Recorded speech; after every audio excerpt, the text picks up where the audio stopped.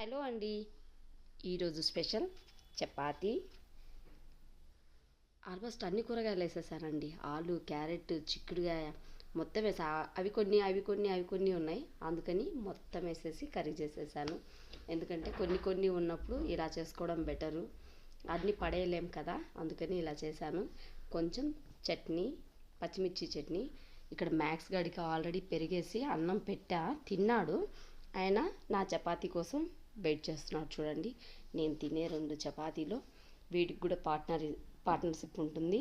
వీటి కోసం కూడా ఒక చపాతీ ఎక్స్ట్రా చేసి ఉంటానండి. 3 చపాతీ చేస్తా. 1 సార్ గారికి, 2 నాకి. అదిగో పెట్టేంత వరకు సార్ గారు అలానే కూర్చొని ఉంటాడు. వింటున్నాడు చూడండి, చెవులు వెనక్కి ముందుకుంటాడు. అరే మ్యాక్స్ సార్, సౌండ్ వస్తుంది నాన్న, మన మామిడి చెట్లో దొంగలు పడ్డారు. పద పద వెళ్దాం, పద పద.